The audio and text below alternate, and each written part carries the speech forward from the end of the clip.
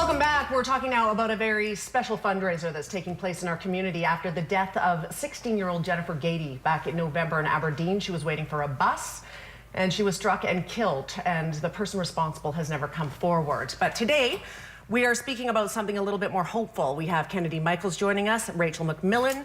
Thank you for being here today. Thank you. Thank you. We're talking a little bit about a fundraiser that you guys have both thought of, but what's interesting about this story is that you both came up with the same idea independently of each other. Is that right? Yeah. Correct. So Rachel started thinking about it, and she did it shortly after the accident happened, and then maybe a month or two after, then I thought of it, and I did some research with my teacher, and then we found out that Rachel already started it, so then we teamed up to try and take it together. And what is the fundraiser, Kennedy? So we are raising money to put in a memorial bench at the bus stop or at the longboard track or the soccer fields, so it can be a permanent way to remember her by. And you'd like to have two separate benches, is that right? That's what we're trying to do now, yeah. Yeah, that's fantastic. Rachel, why did you get involved?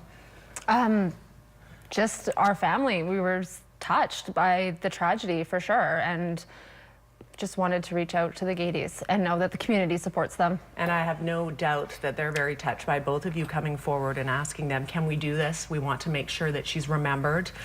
We have pictures, so let's start with these. Jennifer Gatey, of course, 16 years old, struck and killed on the eve of her 17th birthday while waiting for a bus right outside of Pacific Way Elementary, where Kennedy is a grade 7 student. We can go on to the next picture, and I believe that is a shot of the memorial of where people have left flowers for her. I'm sure we'll get to that in a minute. Does it hearten you to see the people that came forward to pay tribute? Mm-hmm. Hugely, hugely. Yes. The candlelight vigil that was held just a few nights after the accident, there were hundreds of people that came together to support the family. And I understand there are people that have been coming forward and trying to light the candles every day. Yes. Who is doing that? I think everybody in the community. I know Mr. Gatey himself does go to the bus stop every day and makes sure that the memorial, that the candles stay lit. Of course, due to the weather, it's hard to keep it cleaned off and everything, but... Yes. So tell me about these benches. Will it say her name on them, Kennedy? Or so it's going to be a bench, and it's going to have a concrete platform that's going to be on the ground, and then the bench, and then there's going to be a little plaque that says her name, and then you can write what you want to say about her on there. I have to say, Kennedy, that most of the time when these things get thought of, it's usually by an adult, like Rachel. Or my kids helped too with the idea, yeah. So where did it come from in your head? I think it's amazing that you're spearheading. Well, because my house is right across the street from it, and I'm in grade 7 this year, so next year I'm going to be going to that bus stop every day to catch the bus to go to school.